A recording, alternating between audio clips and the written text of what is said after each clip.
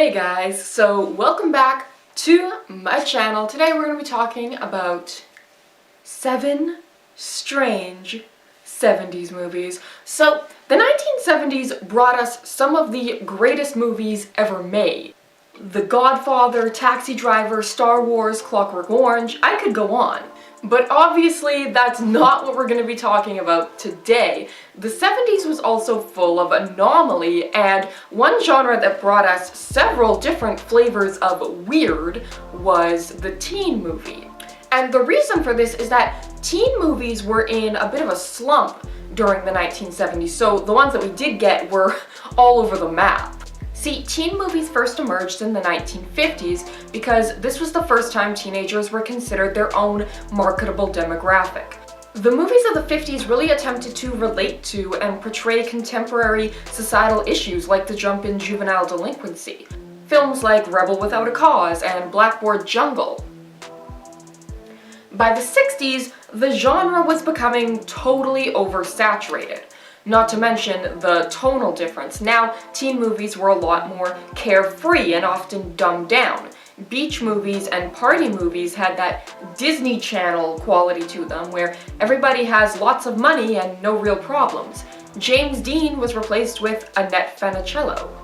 So, by the 70s, you had a lot of genre fatigue, not to mention, these movies just weren't really connecting with the audience anymore. So in the 70s, teen movies were a bit harder to find. You had some big Hollywood productions, you had some weird independent films, and everything in between. Today I'm going to show you 7 of the most entertaining ones I found. So please, sit back and enjoy 7 strange 70s movies. Talk about a movie that couldn't be made today. The title alone is provocative enough, although it's not about what I'm sure you're thinking it's about. Demonetized at Central High is more like a slasher film that takes place in a high school, though it has a twist. There are just a ton of characters in this movie, so let me give you a rundown. David, the new kid in school. If he were a modern teenager, he'd definitely be a right-wing YouTube commentator. Then we've got the heroes, Mark and Teresa.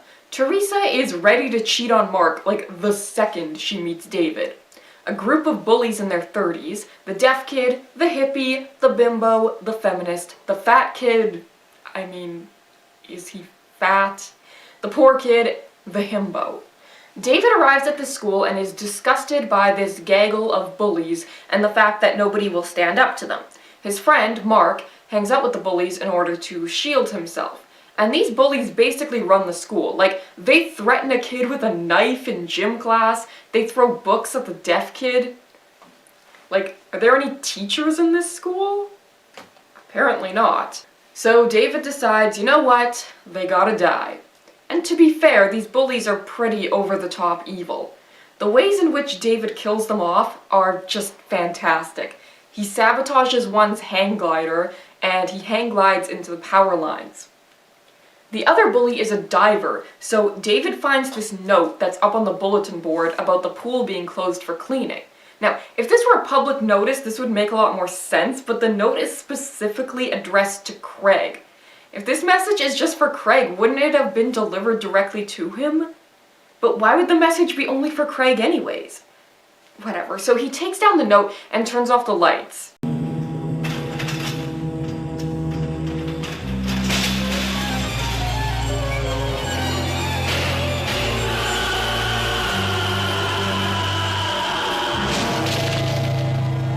I mean, that is just fantastic. The final bully, he does the old knock him out with one hit and sends his van careening down the hillside. So with the bullies dead, the victims immediately do a complete 180 and start acting exactly like them. It's obvious. These students crave an alternative to Bruce's brute force. They need leadership. People are showing the way. You have a lot of influence. We could all join up. They'd have to listen and accept it. Be some fool-ass like Arthur. Little turning of the tables? Knock him down a peg or two.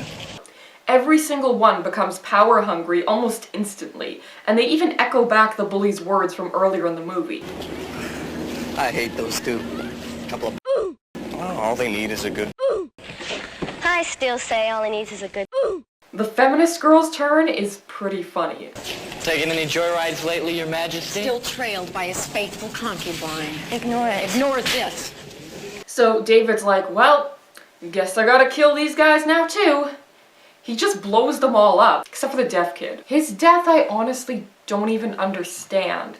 He's somehow killed by his hearing aid. I don't get it.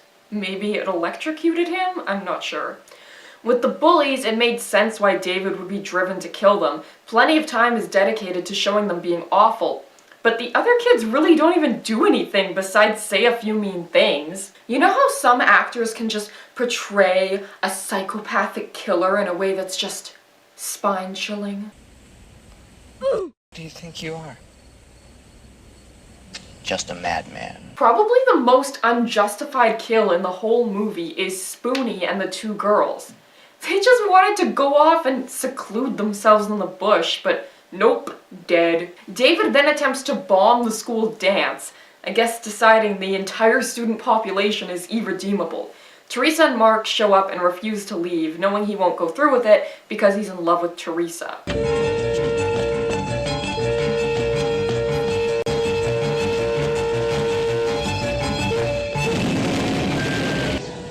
We say he discovered that Spoony, Mary, and Jane had left one more bomb, and he came to remove it. Why? No, really, why? Why does David get off the hook for this? Like, I really don't get it. I think this movie's, like, anti-communism allegory is pretty interesting. I don't really agree with its total lack of faith in humanity, and the turnaround of the victims is pretty jarring and not built up all that well, but it's definitely a direction you don't see coming. At the same time, though, the allegory gets in the way of the story. The ending is pretty unsatisfying, with David dead and Mark and Teresa not really caring about any of the people who died. It just feels kind of lackluster. They don't even have to struggle with the decision to tell the truth about David's actions or fight David during the climax. It just kind of peters out in a way that isn't all that satisfying. It was an inspiration for the 1988 classic Heathers, which took the same concept and just did so much more with it. Also, apparently for some reason there exists an Italian language cut of the film titled Sexy Jeans with a bunch of porn inserted into it. So, not really sure what that's about, but yeah, let's go to the next one. Now we're gonna take a look at a more independent movie. A really independent movie. This is one of my favorite bad movies of all time. Satan's Children. Often called the most homophobic movie ever made, it's one of the most interesting films on the list. This movie has two main selling points: Satanism and the popular and revenge storyline a lot of these low-budget, schlocky 70s movies did. The most famous probably being I Spit on Your Grave. Kill Bill was of course a send-up to these movies as well, but it totally drops the ball on both concepts. Like, it's amazing. So we have our main character Bobby, who is just iconic. We stan Bobby in this house. He's got this sort of Cinderella thing going on where he has to do chores for his evil stepfamily. And also his stepsister is molesting him. All Bobby wants to do is smoke some weed, but he can't even do that because his sister rats on him. So he runs away. And he walks around in the dark for about 3 minutes where we can barely even make him out. Excellent job, guys. He stops to read a sign we can't see.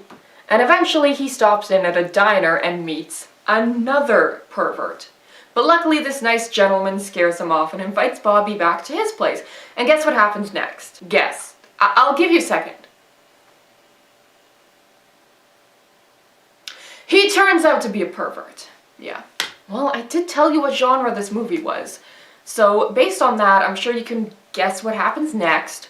Obviously I can't show it, but eventually Bobby gets dumped naked and unconscious in a park where he meets the Satanists, who are, of course, playing kickball. And the girl with the world's most powerful slaps falls for him. Any kind of imagery you'd expect to see in a movie like this, people on altars, candles, big goblets of blood, salt circles, it's not present, and when it is, it's lame. They do the satanic version of the Lord's Prayer, which wert in heaven, hallowed be thy master's name. Kingdom come, thy will be done. They torture the lesbian girl in this straight-on, flatly lit, one-camera shot. there's this big deal made about Satan hating gay people. I mean, it just blows my mind. This is the only time I have ever even seen the idea put forward that Satanists would be homophobic. I mean, come on, like, this was the 70s, right? So you know, like, gay people at this time were always hearing, like, oh, you know, it's against Christianity, you're not gonna get into heaven, and then this movie's like, well, you're not getting into hell either. It's like, well, goddamn. This section of the movie is mostly Bobby laying in bed while the Satanists feed him, bowls of water. The leader, Simon, doesn't want Bobby there because, as we all know, Simon don't like victims. Simon don't like victims. So then we get to see Bobby's revenge rampage, and be prepared because this is the worst revenge rampage in any movie ever.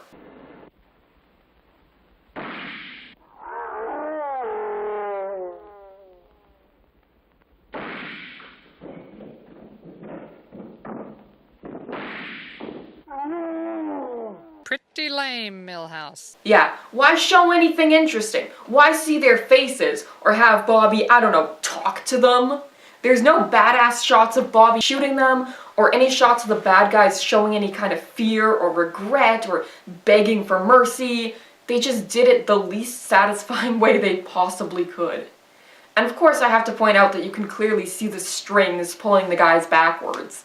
The funny thing is, they chose to show them being shot in slow motion. If they showed this at regular speed, the strings might not have even been noticeable. He goes home and he kills his evil stepfather behind the fridge. Great. Excellent.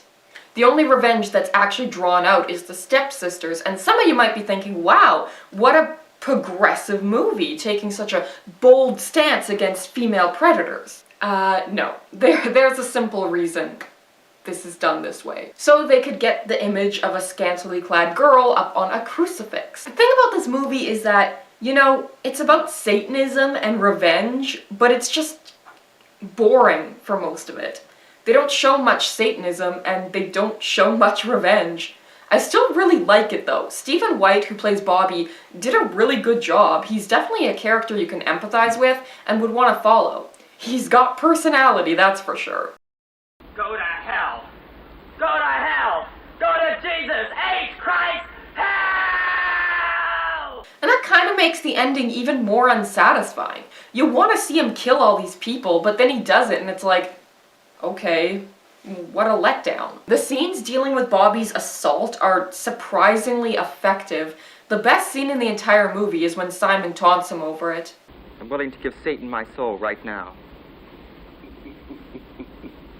He doesn't want it. You must believe in Jesus. Inherit the earth. Blessed are the poor in spirit. You must be an expert on turning the other cheek. It's so perfectly slimy and it gives you that gut punch it's supposed to. All of that and like the seething homophobia, it feels very personal. It all feels like a very genuine expression of anger, which again just draws attention to how trash the revenge scenes are. I can hardly find any information about the production of this film. According to IMDb, the actors were all drama students, which would explain the performances, especially Sherry. Beautiful. He's queer. Get out. Got no business bringing him in here like this. I said get out, Joshua. Simon's got rules. Simon's not here. And while he's gone, I make the rules. You enforce the rules. You don't make new ones. You don't change them. Just because you fall in love with his face doesn't mean you can bring him in here. Simon's the only one that can bring new people in, and he would never bring him in. Shut up. A lot of these sort of indie movies from this time period are just kind of schlocky and violent. People certainly remember some of them, like Last House on the Left, Texas Chainsaw Massacre, but most of them are forgotten to time, like this one. There was certainly an attempt to actually make something good here, even if they didn't succeed. There's a lot of symbolism in the shots, whereas most of the other movies on this list are just sort of point and shoot. For example, Bobby is often framed by a halo during the first half of the film. There was some kind of attempt made here, and I think that's part of the reason I find myself enjoying this movie despite its many, many flaws. Look, you two, for God's sake. We continue our journey into teen movies of yesterday with yet another genre, the drive-in movie. All you need for a drive-in movie is a good title and a colorful poster with some hot girls on it. What the actual film itself contains is completely irrelevant. Just shoot whatever was the idea. These movies were so disposable they weren't even shot on film, but video. That would be why this one has degraded so much more than the others. This movie is really more along the lines of what I expected going into this challenge. It's campy and stupid. It's got some wonderfully 70s dialogue. You want to go outside and share a joint in the back? Yeah, sure thing. Dynamite. But it's also just really unfunny. There's really only one decent joke in the movie, and even it is not that great. Well, what are you, checking it out, or we got a match? Yeah, I got a match. You're facing my ass. He literally slips on a banana peel at one point. The plot is Bobby, yes, another Bobby, is a down-and-out loser who none of the girls will go for. But then, one day, he gets this cool van, and suddenly he's Mr. Popularity. But in a twist, I suppose, the girl he ends up wanting is the one girl who isn't impressed by his van at all. It strikes such a weird tone because something about it seems so clean. Like there's swearing and nudity, but watching it you almost forget that it's there. Like all of these movies, we have some scenes that have aged rather poorly. Like this scene where Bobby is raped by a girl, and it's like funny, I guess, because she's a girl or something. Also, the joke here is that she looks pretty, but then she steps out and oh man, she's got a big butt. Oh no, that's not attractive. Surely society will never find something like a giant ass attractive. Stuart Getz seems like he was a bit of a drive-in darling during this period. He starred in a bunch of these movies. There was also a sequel to The Van, Malibu Beach. This movie was also an early role for Danny DeVito, who appears in about 3 minutes of the movie, but of course later VHS releases would plaster his face all over the cover to try and trick people into buying it. The Van is a very influential movie, actually. Without it, the entire R-rated teen comedy genre may not exist. It directly inspired Porky's and Meatballs, two films that helped kick off the 80s teen movie boom. And of course, those movies went on to inspire yet more films down the line. So if you're a fan of films like Risky Business, American Pie, Superbad, or Mean Girls, you can thank The Van for their existence. So in the 70s, NBC and CBS produced a series of made-for-TV teen movies intended as lessons or teaching tools tackling various societal problems affecting teens. Probably the most well-remembered of these was Mazes and Monsters, starring Tom Hanks. The movie all about how dangerous and scary Dungeons and Dragons was. But there were a ton of these, and this one is Sarah T, Portrait of a Teenage Alcoholic, starring Linda Blair and Mark Hamill. This one is really boring. Linda Blair plays a teenage girl who is not adjusting to her parents' divorce very well, and slowly she becomes an alcoholic. She also has a crush on a boy, played by Mark Hamill, who has a pet horse. It's kind of hard to explain the tone of this movie. They show Sarah going pretty far off the wagon at exchanging sex for booze, getting wasted while babysitting, but again, it's all presented in this really understanding and just kind of dull manner. I also think the reason they give Sarah's character for becoming alcohol dependent is kind of weak. Teen alcoholism is definitely a real problem, but the movie A came out at a time when the research wasn't all quite there on this issue, and B, the filmmakers don't seem to want to acknowledge the idea that kids could experience any kind of trauma beyond the typical teen stuff. In fact, there's even a scene in the movie that totally dismisses the idea that mental illness could be involved. I mean, I bring you a child with emotional problems and you try to make her out to be some kind of wino. And before you'll admit that she might have a drinking problem, you'd sooner see her as crazy. There's two scenes in the movie that immediately reminded me of real-life examples and kind of highlight the problem. First, there's this scene of Sarah secretly drinking at school. And it might seem a little ridiculous and over the top, but it reminds me of the graphic novel/movie My Friend Dahmer, which was written by a guy who went to high school with notorious serial killer Jeffrey Dahmer around this same time. He talks about how Dahmer was an alcoholic and would constantly be drinking booze in class out of these little white coffee cups. And obviously Dahmer had a lot more going on than Sarah T. I'm not saying only people with severe trauma become alcoholics, but the younger it happens, it's usually connected to something a lot more major. A perfect example would be when Sarah goes to her AA meeting. There's literally a 10-year-old kid there. Now, it's rare, but there are addicts and alcoholics this young. The movie only wants to show this kid as a scare tactic. The explanation they give is beyond ridiculous, and again, clearly trying to scare parents. By the time I was 9, I was bringing milk laced with scotch to school in my thermos. And I wasn't the only kid doing that either. Some days half the class would be smashed, and the school would never know it. In reality, when this does happen, it's pretty much always connected to severe trauma. Again, I can give you a real-life example. The comedian Bobby Lee often talks about how he was sexually abused at a young age, which led to him becoming a drug addict by age 12. But no, according to this movie, it's having wine at dinner or a glass of scotch after work. You know, your kid sees that and alcoholic. We're a country of whiskey heads.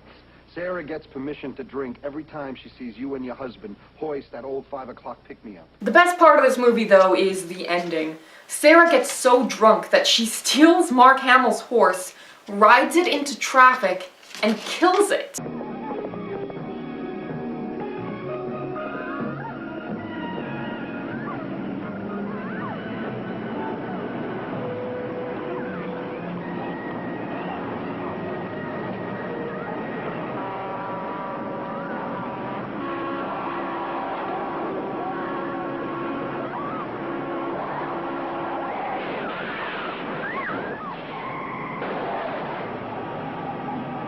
Now, aside from that gloriously over-the-top ending, this one's really boring. Dawn, Portrait of a Teenage Runaway is another TV movie in this series. This one stars Eve Plum, best known for her role as Jan Brady on The Brady Bunch. So, Dawn runs away from home to get away from her overbearing mother, where she meets some fellow runaways. The first is a prostitute named Frankie Lee, who tells her to come find her if she needs anything. The second is, well, another prostitute, Alex, who all but forces Dawn to come and stay with him. I'll carry it for you. I'll do it. Just let me walk with you. What was your shot for? Anemia. Ha! Are you hungry? Let's get something to eat, my treat. Only I left my wallet home. It doesn't matter. I'm fasting. At my place, I'll make you a cup of tea. Well... Please, I'd like to. And this character is just so entertaining. He's like something out of a 13-year-old girl's self-insert fan fiction. He's a sensitive artist. Every line of his is like this faux, deep, overly sincere teen poetry. Sex and love aren't the same. Are you attracted to me? I feel close. Like a brother. You can't just turn your feelings on and off. Seems like you've been gone forever. My love's free, Dawn. It doesn't cost a penny. So she moves into his dumpy little apartment with no electricity and no hot water. Eventually, she starts to feel guilty for not contributing anything, so she goes and finds Frankie Lee and becomes a prostitute. Only difference between you and me, I got Swan looking over my shoulder. So if you thought Alex was written a tad unrealistically, get a load of this character, Susie. I'm on vacation. I really am. My parents send me a generous monthly allowance, and I give it all to Swan. I've run away, and they don't even know it. Sure, Jan. Eventually, Dawn gets arrested for stealing a book and gets a probation officer who is a complete douchebag. 2 of Dawn's friends end up dying, and this psycho takes her to see the body. And Alex, meanwhile, is a grade A simp. He would do anything for this girl. He steals for her, he saves her life, he gives her money, and she just treats him like garbage. She lies to him, yells at him, even gets him fired from his only legitimate job. And he's just like, Dawn, I love you so much. Dawn, I love you. Eventually, Dawn's pimp tells her she's got to move in with him or he'll kill Alex. And this scene is just so glorious, I just have to show it to you.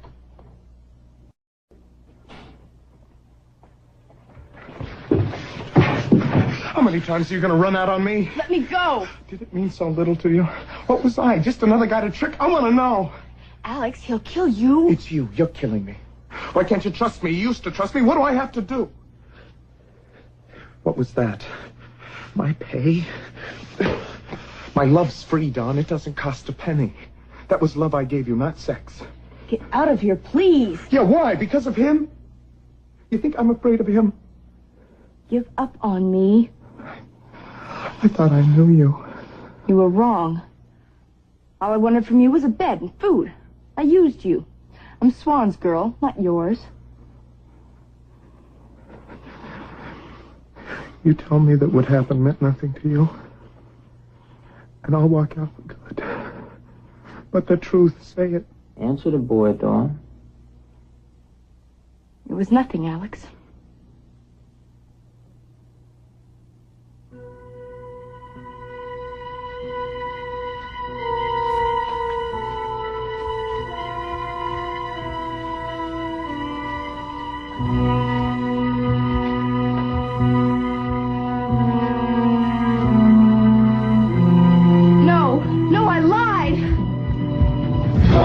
So it's at this point I have to confess that I actually kind of really like this movie. I don't know why, it's not good. It's not even really so bad it's good, though it has its moments.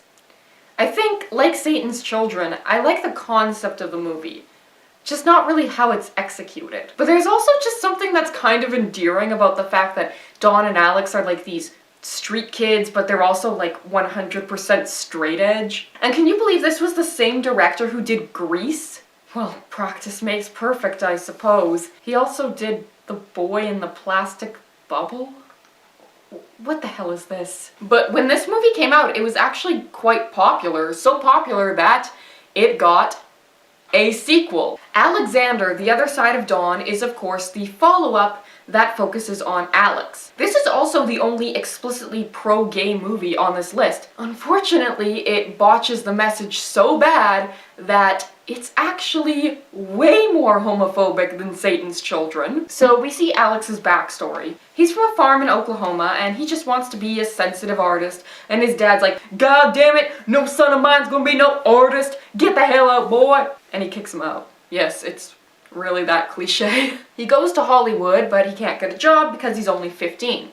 This sleazy guy named Buddy lets him stay with him and ends up forcing him into prostitution. And I want to share with you this scene where Alex gets arrested. What are they all wearing? I mean, I know it's the 70s, but come on.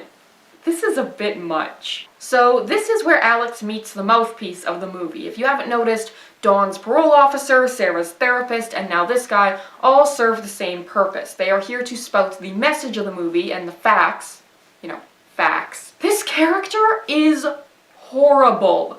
The things he tells Alex, and by extension the audience, are legitimately disgusting. Mainly the fact that he is close friends with the next character we meet, Chuck Shelby, the rich and famous football player who meets Alex at an art museum. This guy sees this homeless 15-year-old and is like, "Hey, wanna come to my mansion and have some food? I'll pay you to pose for some naked beach pictures." You might think, surely this is the antagonist, right? No. What do you want from me? Just to be your friend? I think you know what that means. I'm not pushing anything, Alex. I want you to be where you want to be, and I don't want to put any pressure on you. Look, I'm not pressuring you into anything. I'm not forcing you. I'm not pressuring you into anything, homeless 15-year-old. But you like it here, right? In my Malibu mansion? But I'm not pressuring you. You can go and live on the street all you want. Like, I am not pressuring you. I'm just saying that you can live here and like have food and stuff if you like, you know, but I'm not pressuring you. I'm not pressuring you. I'm really not. I'm not. And I realize that Alex is played by like a 25-year-old, but make no mistake, this is not some sort of, "Oh, I thought he was 18" kind of thing. They make it clear he specifically likes them underage. And the thing that's really bad is the movie is clearly empathetic towards gay people. There's a scene where Alex meets some gay teenagers that is actually done pretty well, but with this Chuck Shelby character, they want to specifically address the issue that Chuck must stay in the closet or risk losing his job. Which is a real thing that did happen, and it's noble of this movie to want to address it. But to hinge it on this character is just so unbelievably stupid. Dawn's parole officer was certainly a hard ass, but there was still this underlying understanding that Dawn was forced into that life. This mouthpiece character, though, does not offer Alex that same understanding.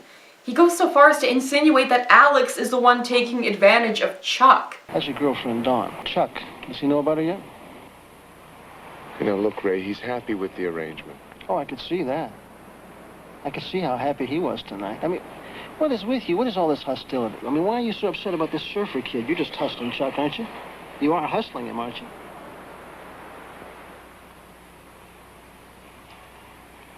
Yeah. You get what you pay for, Alex. But you see, I think you ought to sell what you believe in. I'll tell you something about your friend Chuck in there. Chuck is what he is.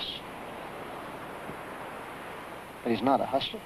The fact that Alex's only other option would be starving on the street is never addressed. It follows that same fallacy as Satan's Children, except it excuses the behavior. And this youth counselor character, who is gay, runs the gay community center, which was a thing, I guess, maybe, probably not, is here to make Alex less homophobic and explain the plight of gay people and all the injustices they face. But then this same character is like hanging out with this creep at his parties that are crawling with teenagers.